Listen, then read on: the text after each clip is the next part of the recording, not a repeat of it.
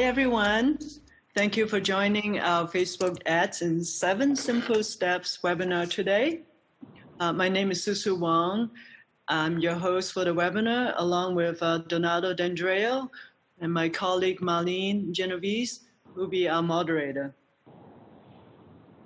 Hello. Hi. Hello, everyone. Hi. Today, I will go over 7 steps of creating a successful Facebook campaign. And Donato, the handsome guy on this slide next to me, will present the best practices of a landing page and some of the tools that we use in using Facebook ads. Just a little bit about myself. I'm the founder of Tomu360, and we are a marketing agency focuses on web design, social media, of course, and online marketing. So we are based in the great city of Lowell in Massachusetts, and we've been in business since 2012, helping businesses and nonprofits with their online marketing. And when I'm not working, I love to work out, drink coffee, lots of coffee, and do triathlons every once in a while. So before we start, I want to get to know a little bit about you guys. Marlene, would you put the poll up? And are you calling from Massachusetts? So, if, are you calling from Massachusetts? And yes or no, or from out of state?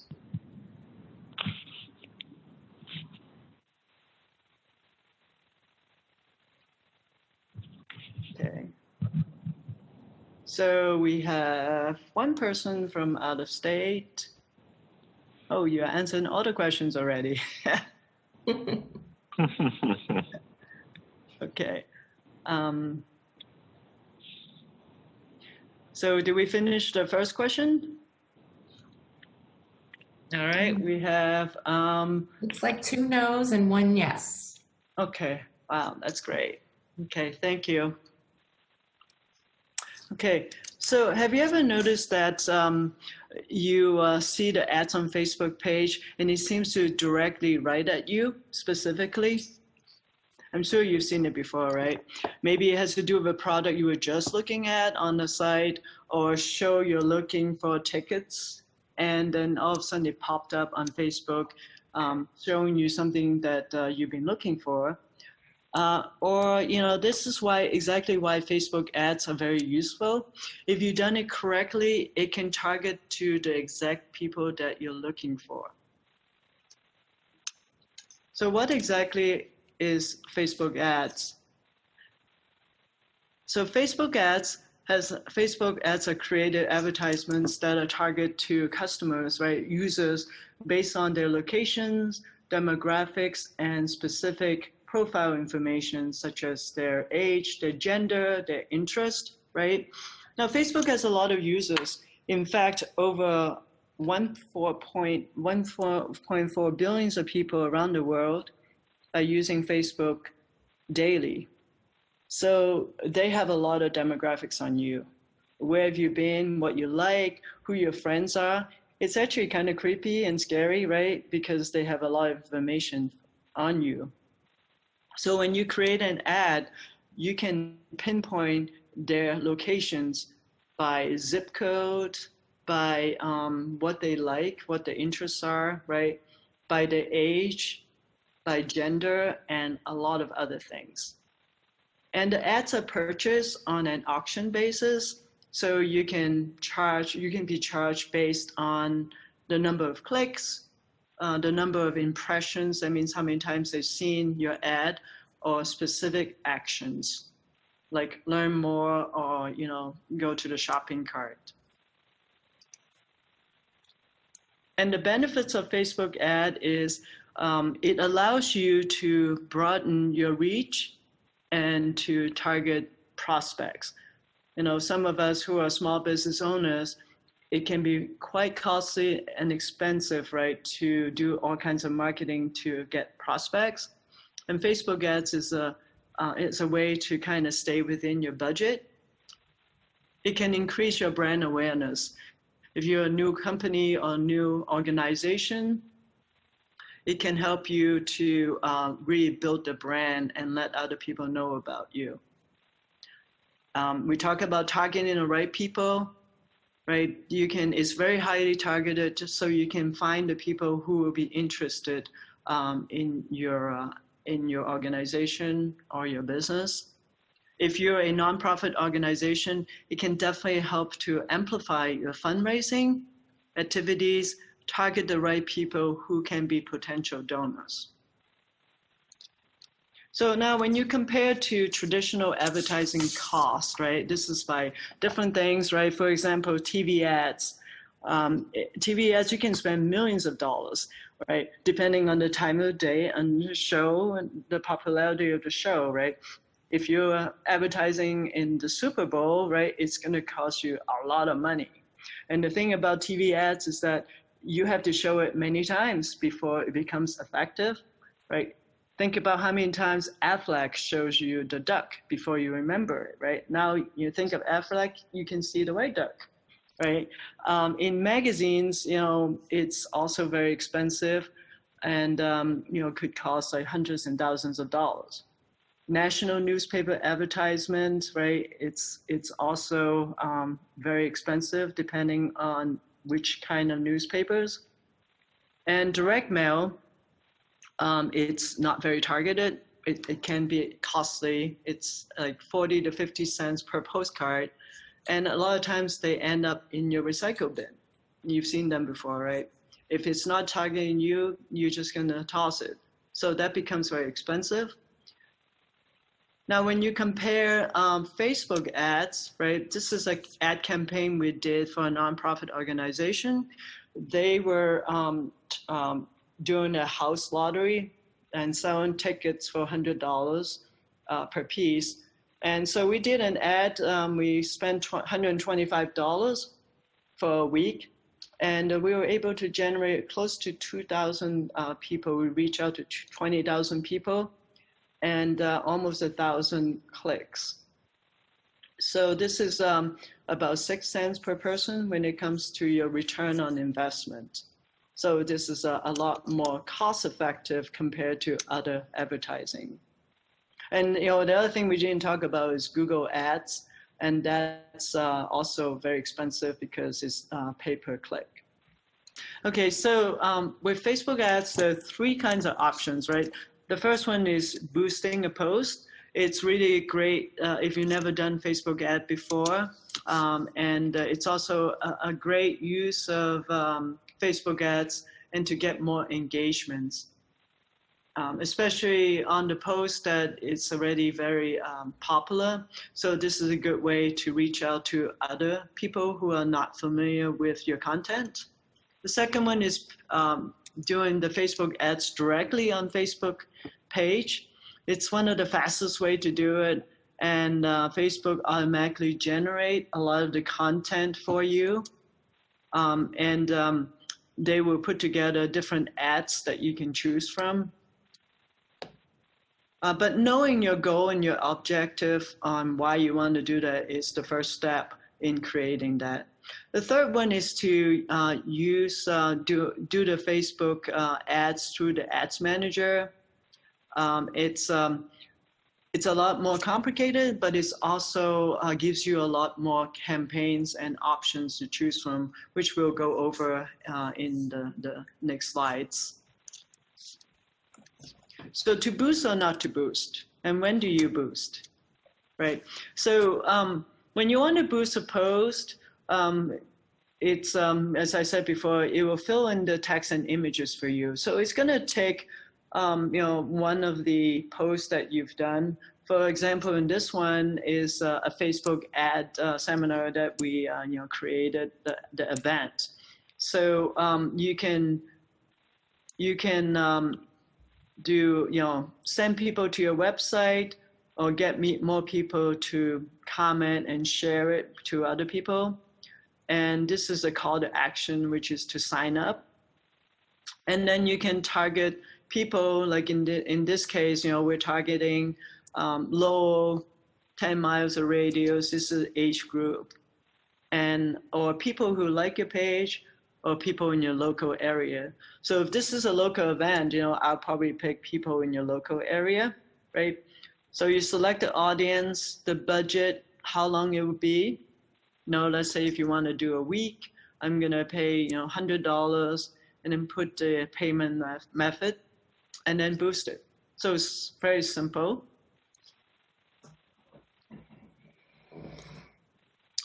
On the when you create an ad on Facebook page itself, so this is not boosting,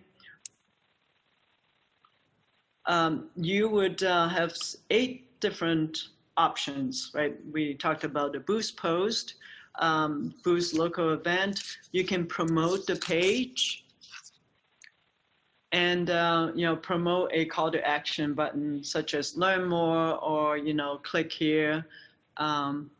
Promote your business locally, or you can get more website visitors. So that will be like go to the website. You can also generate automated ads. So there'll be a group of ads that you will schedule on a predetermined time frame. Get more leads will be, let's say, if it's a landing page, right, that you create and you can get people to come in and sign up. For local events, for example, you can promote the local event within a certain zip code, or you can offer a discounted discount, so then you can get people to come into your website.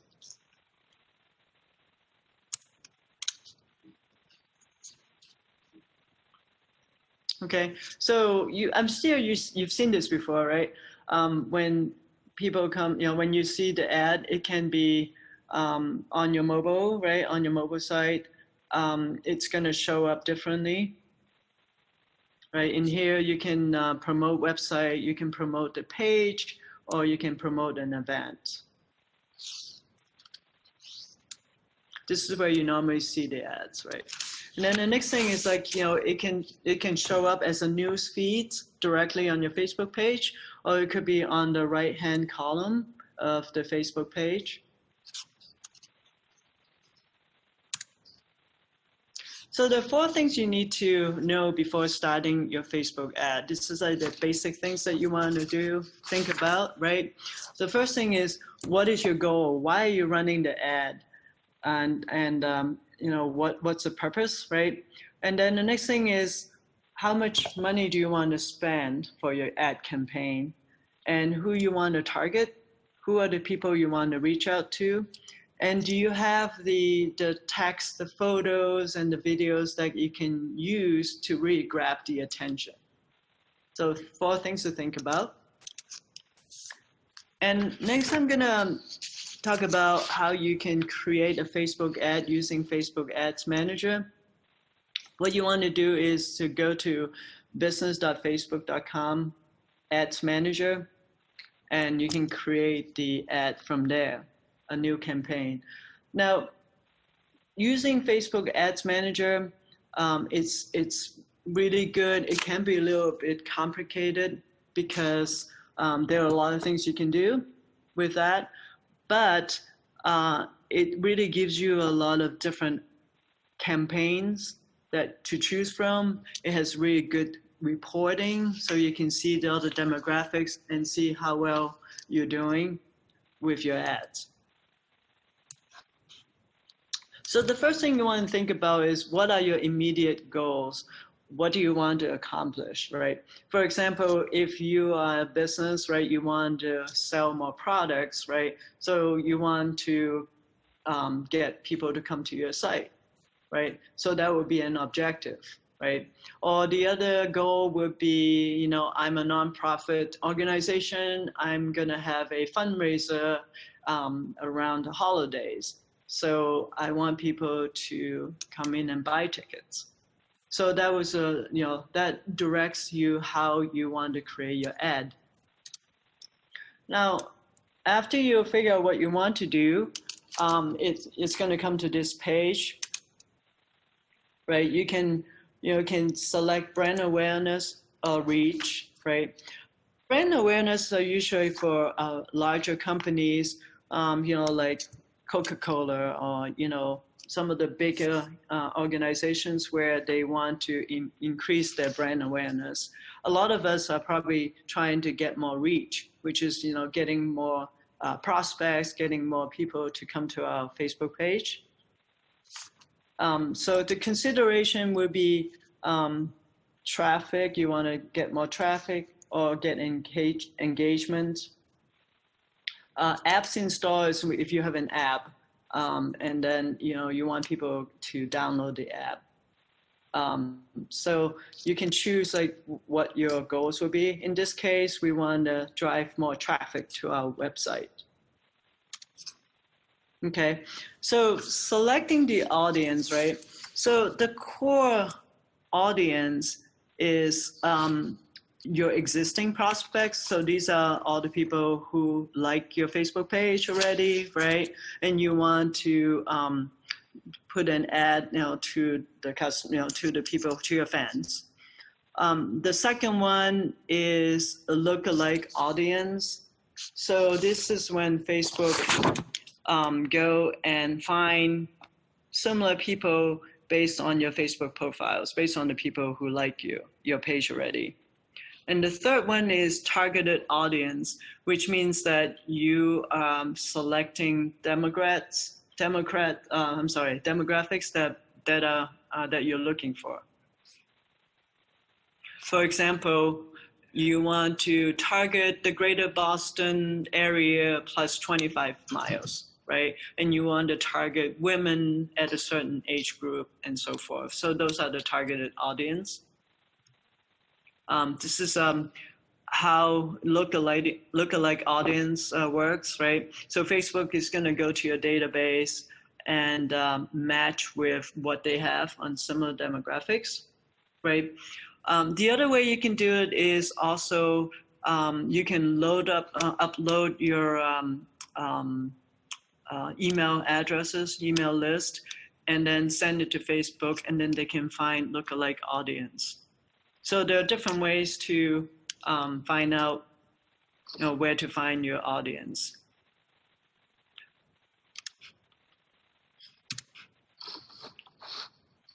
So I forgot to mention that, you want to have the needle on the bottom of the screen, right? You want to be kind of in the middle. You don't want to be too broad, or you don't want to be too specific. When you do too specific, then Facebook won't be able to find the kind of people you're looking for. When it's too broad, then it's not targeted. Okay. So step 3 is deciding on an ad placement. So automatically, Facebook will select all the feeds for you, right? My advice is to pick a couple of them, like Facebook news feeds or Messenger inbox. You don't want to select them all because not everything is going to show up correctly on the feeds. So, you want to kind of pick it differently. I would select 2 things. And then if you want to do another ad selecting, let's say marketplace and video feeds, then, you can do another ad. Okay. And then the fourth one is step 4 is setting the budget, right? So you can set a total budget, let's say I want to spend $200 for 2 weeks, right? Or you can set a daily budget of, $10 a day until it runs out. There is a minimum daily budget amount, right? You can, it's $1 per impression, based on impression, right? If you want to send people to your website, your video views is $5 per click. And if you do an install app, it's $40. So those are those basic things. It's still very reasonable.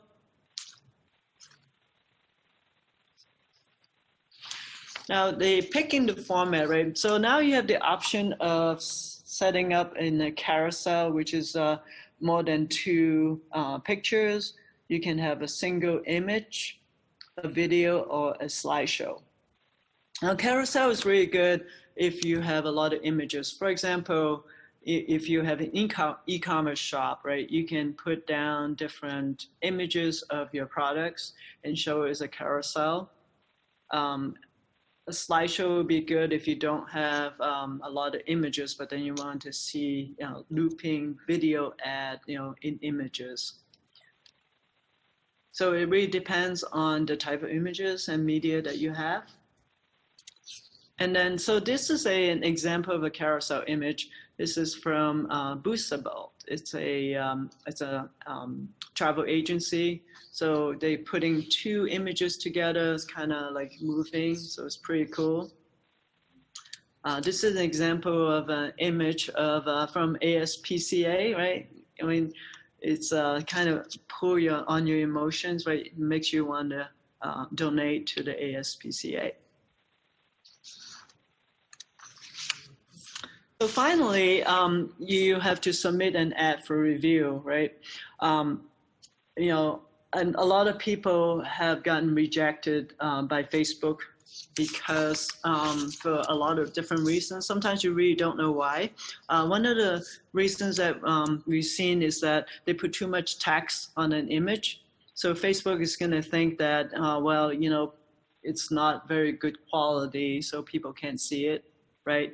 Another thing that we've seen is that, no personal attributes. So, things that have to do with race, gender, drugs and all those things, they're going to reject it. And another thing is maybe the landing page is not working. So there are various reasons why they would reject an ad. So how do you measure whether your ads are successful, right? So engagement, how many people come to your page? What did they do? Did they click on the website? What are the click-through rate? How much does it cost? And the return on investment, right? How much does it cost per action? And how many people converting into sales? Or fundraising. So those are some of the things that you want to measure, when you do an ad. So far today, we've been talking a lot about the ads and budget and some of the different things that you can do and the different types of ads. But the majority of the time, you're going to be linking any given ad to a page within the website. So you can have the best creative and the best campaign and all that going on, but if it's not going to an effective landing page that's going to help convert that visit into basically drive the action you're trying to do, then it's not really going to help all that much, or it's not going to be as effective as it could be.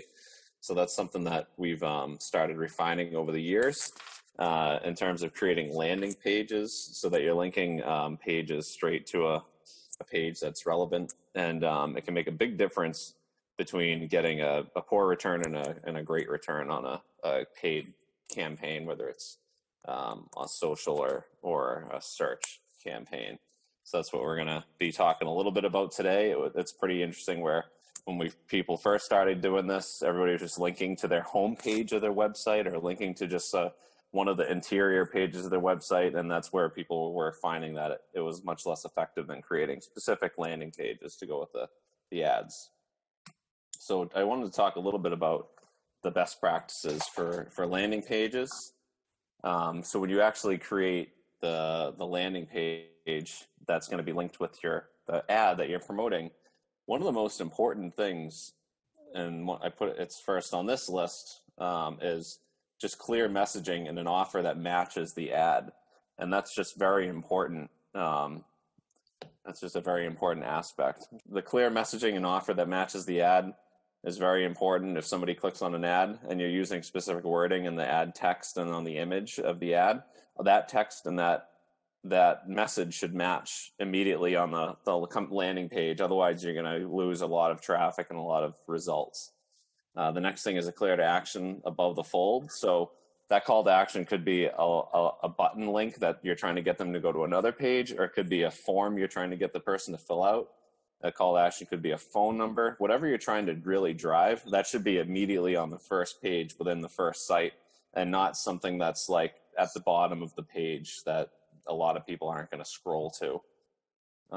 directional cues. These are a very popular and effective way to get people to look at an ad. And just so you know, after I get through this list, I have some examples to go through, but just kind of walking through them first. But directional cues, so I'm sure you've noticed that on some landing pages, and there'll be a photo of people looking right or pointing at something to the right, and they're just looking or pointing at a form that they want you to fill out.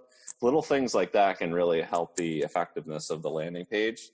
The next thing, and this was one that it took me a while to get on board with this as a web designer building full websites, but it really is effective to remove the navigation and any unnecessary distractions from your landing page. So that's why it's important to build landing pages that are kind of separate from your main website's design, because when somebody comes to the page and you're trying to get them to do one very specific action or thing, you don't want your whole navigation bar up at the top trying to draw them off of that goal. So creating a landing page that doesn't have all that extra navigation is important and effective so that they won't go off and start browsing other pages and usually not do anything, kind of just get distracted, and then that's the end of it. So that's definitely an important aspect of a landing page that's effective. And the idea is you shouldn't need a navigation because the ad was very specific to something that they showed interest in, and you're supplying that information for them on the page, and they don't feel the need to navigate and just go browse around. All right, so just some more quick tips. Clear, compelling copy. This is one thing that applies to your website as well as the landing page, but just making things really clear, not overly wordy. Use bold where needed, headlines, bullet points. Very scannable is really what you're thinking. Because if somebody's on Facebook for maybe 5 minutes of their lunch break and they click to your landing page, you want to they're not going to stick around the page that long always. So you want to really make the point clear right away. I have focus on desktop and mobile design just because you really should focus on the both of them. But if you're doing Facebook ads, a lot of your traffic is going to be on mobile. And that's something to just make extra sure you're testing those landing pages a lot on mobile to make sure they're working well. And then just obviously fast loading on top of that. If you have a landing page that's going to take 4 to 5 seconds to load, you might as well just waste half of your ad spend money, because a lot of those people aren't gonna take the time. It's already hard enough to get them to click. It's even harder to get them to wait for a page to load. So making sure that the landing pages load quickly is another huge aspect of the landing pages. And then just consistently test and update your landing pages. So once it's done, it's only started. So if you're running your ad for a month, you really should be checking in on the landing page a couple of times a week, depending on how much you're spending. I mean, if you're spreading a small budget out over the month, you might have to wait a little longer to get some actual data to make a decision. But testing and updating the landing page is very important. If you're not getting the results you want, tweaking is definitely something you need to be doing. And then with some of the page tools that you use, you can, and one of the ones I'll mention later, you can do A/B testing. So you can have two of the same landing page, and you can try just very subtle differences between the two and have a measurement of what's more effective. So you could have one maybe landing page that uses more graphics and one that's more simple and to the point, and get an idea for how your audience is reacting to either approach, and then the following month make an adjustment based on the results. So I just wanted to, since I kind of threw those best practices of landing pages at you, I wanted to show a couple of landing pages that we're currently running that have been very successful. This is the first one. It's for a home services company. And you can see here right from the landing page, this one is more just promoting roofing, siding, and doors and windows. You have a quick link here to check out reviews, which are very important online. So any way you can show social proof on these landing pages is important. And if they did happen to click down to that, it would bring you down on the same page, not a different page to read those. You can see the call to action is clearly above the fold, filling out a form. The offer is clear here in this big box. And then if they were to keep scrolling, they're getting some more proof right in the next line. They're coming down and they're seeing a bit more of the offer. And one thing you can notice is this bar stays here, get your free estimate. The goal of this page is to get them to request a free estimate. So that button's very apparent. And then within every scroll view, we're having that get a free estimate button. So here are the reviews, another free estimate button. It seems overly repetitive, but it's very important for really maximizing the number of reviews that you're getting. You get some more logos, backing them up, get to the bottom. And then when you click that link, it's just bringing you back up to the top of the page with a form to try to drive that action. I'll show another one. This is one that we're doing for my own business. So this will be something that's running on LinkedIn ads and is promoting, trying to get people to request 5 ways to improve your website. And people fill this form out, and then they get 5 bullet points from us of what they can do to improve their website. So you can tell that it's a very quick click through, and then it's just a very quick form, and then a button. And you can even see one little trick we've learned is it is important to don't just use submit as your button text, use the action that they're taking as the text. So by filling out the form, they're clicking the button to improve their website. This is an auto detailing landing page. So just to show the consistency of the thinking of how these pages work, and this is how you can kind of see that visual cue. We have this line here going with an arrow that's pointed to the request a quote button. So that's another important aspect of a landing page. And then lastly, this page has been very successful as well for a clam-baked catering company. So when somebody clicks, this is more so paired with Facebook in addition to Google Ads. And when somebody clicks through to it, you can see when they click through, they've shown interest in clam-baked catering. And the first big headline text is full service clam-bake. Book your full service clam-bake today. So immediately right away, you came to the right place, and this is where you want to request a quote for that clam bake. All right, so those are just some examples of some different landing pages that we have made. And now, once you have the landing pages up and running, aside from just the obvious things in terms of results, what can you be monitoring to know how well they're working, and maybe what can have an impact on what you need to change or adjust. I like to look at average time on page. This is something that's very important when you're driving traffic from Facebook ads, because you could drive 1,000 clicks to your landing page. And if you realize that on average, people are spending 4 seconds on the page, that's a pretty good indication that something is wrong with the page and needs to be corrected.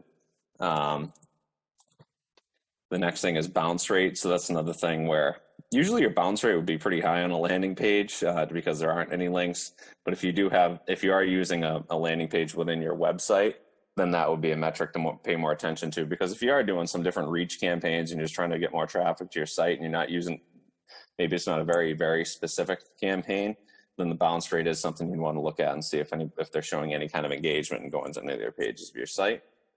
Goal tracking is probably the biggest, most important thing that you need to be tracking. And it can go from high level conversions to micro conversions. So that involves a form submission would be like usually one of the bigger things that you're trying to drive. But you can also track button clicks. So if you have a button on the page that's linking down the page or to a different piece of content within your website, you can track those as conversion as a measure of the engagement of the traffic. You can also create a goal for scroll depth. So trying to figure out of all the traffic we're driving, how many times did they scroll past more than halfway down the page? And that would show you that you're driving relevant traffic. And that will also let you know, the audiences that we're targeting on Facebook, really showing the engagement, because you can see clicks, but if you don't know if those are all just junk clicks, then it's not really going to drive the results that you want. So you need to track things like time on page, scroll depth, also duration, which also ties into average time on page. It's just more so that's what you would call the goal. So you might say 1 minute on page is considered a win for us, especially if it's just a reach campaign where you're just trying to get them to read your content, learn more about you. And then when they see a different ad that's making a bigger ask, that's when you'll be trying to get the form submission or a donation or a request a quote. Also tracking calls is just another thing that could get added into the tracking. And then Also creating custom audiences using the Facebook pixel and retarget. So on all of your landing pages, you should be installing the Facebook targeting pixel. And then based off that, you can start creating custom audiences. So if you have an ad running on Facebook, back to the Coastal Windows example. So if somebody goes to that page to request a quote and they don't request a quote, then maybe you could use the audience of anybody who had seen that page and hadn't requested a quote as a custom audience and retarget, basically show them Facebook ads that are showing things like testimonials and more things like that to try to really convince them that they should come back to that page and fill out that form if they didn't the first time around. So that's just an example of a way to use the retargeting audience based on traffic that's landed on that landing page. And then these are the things we use to do all of this. You need a lot of different online tools. Unbounce for building the landing pages has been amazing. It makes it so you don't really have to have a developer building all your landing pages. It can be costly to have a web designer do landing pages. It can be hard to get them to do it because it's not like you're going to, you typically don't have a huge budget to build one landing page for your campaign, but it is very important. So Unbounce is kind of a drag and drop page builder. It's for creating, you wouldn't be able to build the whole website with it, but it's very effective for quickly and cost effectively building landing pages that can pair well with your campaigns. And it also has a lot of these tools built into it, like A/B testing. You can create a variant of your landing page, 2 of them or 3 of them or 4 of them, and pick how much percentage of traffic should go to each. It's very effective. Also Google Analytics, that's how you're going to track a lot of the things we were talking about in terms of time on site, bounce rates, different engagements, goal tracking. Also, obviously, just installing the Facebook ad pixel, just help you track conversions, create custom audiences, and you can create lookalike audiences based on your website visitors and all kinds of things with that. CallRail for phone tracking has been very important to use. I really like it because you can record sessions, or you can record calls. So if you drive 10 calls from Facebook over the course of the month, you can go back and listen to the recordings and try to get a gauge for, did any of those lead to business? Was it worthwhile? And then Lucky Orange for heat maps and web session viewing is very useful. So within the landing pages, you can actually go and watch what people were doing on the landing page, what they were scrolling over, what they were looking at or highlighting or clicking on. And then the heat map is like an accumulative view. So you might not watch every single session. So the heat map is just a way to look at that entire landing page and get some ideas for, how far down are they scrolling? What are they hovering on? What are they clicking on? And all that. So those are just some really effective tools that you can use when you're, once you have to build the landing page and also to set up the tracking on the landing page from there. All right, and that was my quick run through on building landing pages and some of the things that you need to do to track them. Great, thank you, Donato. This is very helpful. I've learned a lot on how to have a good landing page. So we talked a lot about how do you use Facebook to do ad campaigns. So here's some of the things that I want to wrap up in terms of what makes a successful Facebook ad. So the most important thing is have a goal in mind. What are you trying to accomplish? What do you want to do? And how do you want people to see your ads? Targeting the right audience will help you to minimize the budget that you spend because you'll be targeting the right people. Make sure you have good headlines, text, and images.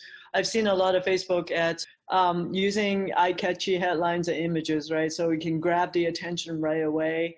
As I was going to mention that you've seen a lot of some of the ads, or even posts where you see the heads chopped off from people. So make sure that your image is good. And you don't want to sound like a used car salesperson, not to have anything against used car salesperson, but you don't want to sound like an ad. You want to be authentic. Make sure you install a conversion pixel. So when people come to, let's say the landing page, you can see how much conversion you make.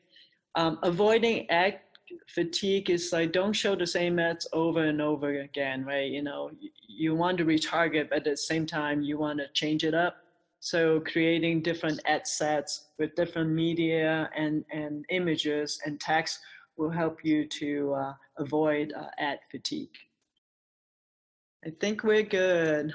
Well, thank you, everyone. Thank you for Donato for co-hosting with me. Yeah, it was fun. Thanks for having me be a part of it. Yeah, thank you, Marlene, for moderating, and thank you for everyone who attend actually our first webinar. And if you like to sign up for our email, follow us.